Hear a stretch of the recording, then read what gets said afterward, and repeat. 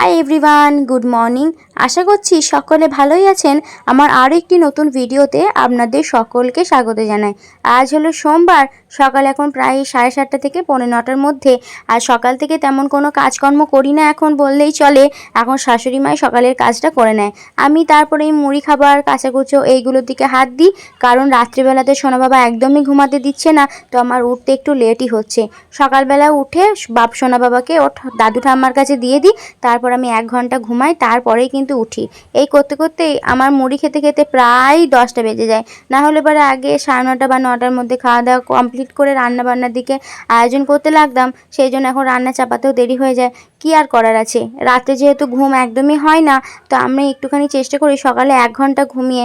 কিন্তু 1 ঘন্টা ঘুমালেও কি সারা রাতের ঘুমে জেরটা মরে? কিন্তু কিছু করার নেই, এইভাবেই এখন চলতে হবে।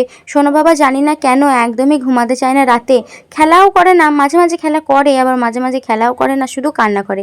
আবার আমি ভাবি মাঝে মাঝে যে ওর পেটে মেটে ব্যথা করছে হয়তো, কিন্তু পেটে ব্যথা কিছুই না, ও ঘুম থাকে কিন্তু কোলে ঘুমায়। যখন ওকে কোলে নিই তখনই কিন্তু ও চুপ হয়ে যায়। সেই জন্য আমি ওকে কোলে নিয়েই বেশিরভাগ থাকি। আর কোলে নিয়ে থাকলে পরে তো কারো ঘুম হবে না, আশা করি সেটা সবাই বুঝতে পারছেন।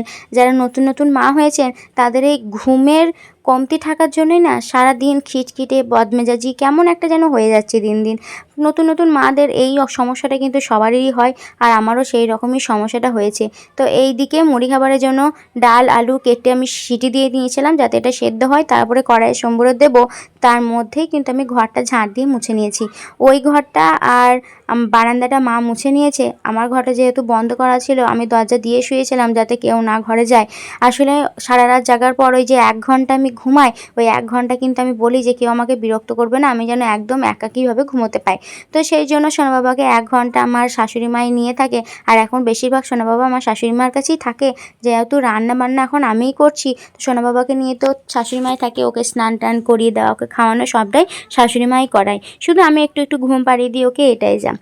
সবাই মিলে না করলে একা একটুখানি সমস্যাই হচ্ছিলো বটে, সেই জন্য কাজে দুভাগ করে দিয়েছি। আমি রান্নাবান্নার দিকে সংসারে কাজ করি, আর সকাল থেকে আমি যতক্ষণ না উঠি মা করে, তারপরে সোনা বাবাকে নিয়ে একটুখানি থাকে। তারপরে এই যে ঘরটা মুছে নেওয়ার পরে মুড়ি খাবারের তরকারিটা রেডি করে নিলাম। আজকে ভাতে ডাল দিইনি, কেননা ওই ডালের মধ্যে একটু ডাল বাবুর জন্য তুলে রেখে দিয়েছিলাম, কেননা যখন আমি সিদ্ধ করেছিলাম তখন ওটাতে নুন দিইনি, তো সেই জন্য আমি তুলে রেখে দিয়েছিলাম। আর আজকে ভাতে তো পয়ের তরকারি করব, সেই জন্য পয়েগুলো মা আগেই তুলে নিয়ে এসেছিলো। এগুলো আমাদের বাড়ির পয়, আর গাছটা সম্পূর্ণভাবেই তুলে দিয়েছে, কেননা যে জায়গাটাতে গাছ হয়েছিল সেই জায়গাটাতে কাল একটু কাজ আছে, তো সেই জন্য আর পয় রাখিনি গো, বাকি পয় সবটাই তুলে দিয়েছে। তো একটুখানি ফ্রিজে রেখে দিয়েছি 3-4টে ডাল মতো, আর বাকিটা আজকেই রান্না করেছি। আজকে মা যেহেতু নিরামিষ খাবে আর আমরা যেহেতু আঁশ খাবো, সেই জন্য মা পয়ের তরকারি খাবে না, আমি বাবা ছোট্ট এই 3জনে মিলেই পয়ের তরকারিটা খাবো। তো সেই জন্য অল্প করেই করেছি, কেননা ওরা ঠিকঠাকভাবে পয়ের তরকারি খায় না, খাওয়ার লোক বলতে আমি। আর এদিকে মা সেন্টারে খিচুড়ি আনতে গিয়েছিল, সোনবাবা এখন ঘুমিয়েছে। সেই ফাঁকে আমি ভাবলাম যে খাবারটা খেয়ে নিই, না হলে ঘুম থেকে উঠে পড়লে কিন্তু আমাকে খেতে দেবে না। আর আমি এখন যখনই খেতে বসি, ও যদি আমার কাছে বসে তো ও কিন্তু সমানে খেতে চায়, যদি না খেতে দিই তখন ও কান্না করে। আর এইদিকে আমি প্রত্যেক রবিবারে ভাবছি এখন শ্যাম্পু করব, কেননা আমার চুলের যত্ন একদমই না হয় না, তার জন্য প্রচণ্ড চুল উঠছিল।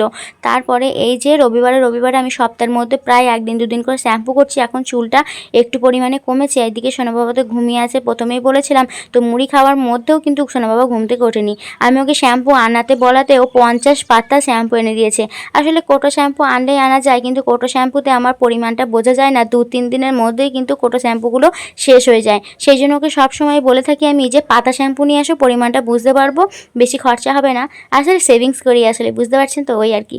যাই হোক, তারপরে স্নান টান করে এইদিকে যে কাচাকুচিগুলো করেছিলাম, এটা তো আমার ডেলি রুটিন, কাচাকুচিটা তো থাকবে, এটা একদম মাস্ট আমার। কেননা বাবুর জামা কাপড় থাকুক আর না থাকুক, ওর বাবা আমার শ্বশুর শাশুড়ি সবার জামা প্যান্ট একদম এক গাদা গাদা হয়ে থাকে। তো সেগুলোই কাচাকুচি করে এখন মেলে দিচ্ছি। আর আজকে সোনা বাবার বেশ কয়েকটা জামা ছিল, মানে এই 4-5টার মতো জামা ছিল, ওর 2টো কাঁথা ছিল, আর বাকিটা ও বাইরেই টয়লেট করেছে। আর এখন বেশিরভাগ টাইমে ও কিন্তু বারান্দাতে বা দাঁড়িয়ে থাকলে পারে, বা আমি এক সময় যখন ওকে দাঁড় করাচ্ছি তখন কিন্তু ও বাথরুমটা করে দেয়, সেই জন্য অতটা কাচাকুচি করতে হয় না। নাহলে তো আগে প্রচণ্ড কাচাকুচি ছিল, দিন দিন যেন মনে হচ্ছে আরও কমেই যাচ্ছে। তারপরে এই যে একে সমস্তটা মেলে দিয়ে এখন রান্না করতে বসেছিলাম, আর রান্নাটা আমার হয়েও গিয়েছে। ভাত তো প্রথমেই নামিয়ে দিয়ে তারপরে জামা কাপড়গুলো মেলতে গিয়েছিলাম, তারপরে এই যে পনির তরকারিটা করে নিয়েছি। আর আজকে করব হচ্ছে কাতলা মাছের রসা। কাতলা মাছের কালিয়া বললেও চলে, এটা আজকে বাজারটা ছোট্টুই করেছিল, আর ছোট্টু বেশ একটা বড় একটা কাতলা নিয়ে এসেছিল, আর এই মাথা দুটো রেখে দেবো, কালকে ঝোল করব। আর আজকে কাতলা মাছের কালিয়াটা করে নিয়েছি আর পনির তরকারি করেছি। ছোট্টুর জন্য একটু ডাল রেখে দিয়েছে মা, মায়ের জন্য একটুখানি ভাত আর সেদ্ধও দিয়েছিলাম, আলু সেদ্ধ, ওই দিয়েই মা খেয়ে নেবে বলেছিল। আর জানেন তো তাড়াহুড়ো করতে গিয়ে আমার আর এই যে রসাটা করেছিলাম, এই রসের মধ্যে নুন দিতেই ভুলে গিয়েছিলাম। তো আমি খাওয়ার পর দেখছি এটাতে নুন দেওয়া হয়নি, সেই জন্য কিন্তু আমাকে আবার উঠে গিয়েছিলাম। তারপরে কিন্তু আবার উঠে আমাকে নুনটা নিয়ে এসে কিন্তু আবার নুন মাখিয়ে তারপরে কিন্তু খাবো। এবার নুনটা মাখিয়ে কিন্তু খেতে বেশ ভালো লাগছিলো। প্রত্যেকটা তরকারি হোক বা খাবার জিনিস হোক, নুনটা না থাকলে না বেশি ভালো লাগে না। মিষ্টি জিনিসে যদি মিষ্টি না থাকে তাও কিন্তু ভালো লাগে, কিন্তু নুনটা জিনিসে নুন না থাকলে একদমই ভালো লাগে না। আর ওইদিকে ফ্রিজে তো বিলিতে আমরা চাটনিটা ছিল, সেটাও বার করতে ভুলে গিয়েছিলাম, তো একবারে দুটো জিনিসই একসঙ্গে নিয়ে খেতে বসে পড়েছি। আর আজকে মায়ের আলাদাভাবে প্ল্যান ছিল যে আজকে একটুখানি পিঠে বানাবে, তো আমাকেও যেতে। আসলে গ্রামে বাড়ি হলে না, মানে গ্রামে শ্বশুরবাড়ি বাবা বাড়ি এক জায়গায় হলে মা বানাক বা আমি বানাক, যে যাই বানাক শেয়ারে কিন্তু খাওয়া হয়। সোনা বাবাকে ওইদিকে আমার দাদা নিয়ে চলে গেছে সাইকেলে করে, আর আমি তো হাঁটতে হাঁটতে যাচ্ছিলাম, কেননা মায়ের একটু হেল্প করব বলে। কিন্তু মায়ের হেল্প করব কি, ওইদিকে সোনা বাবাকে আমার রেডি করতে করতে বা ওকে নিয়ে আসতে আসতে মায়ের অর্ধেক তো রান্না হয়েই গেছে। আর আজকে মা করেছিল হচ্ছে ভাজা পিঠে।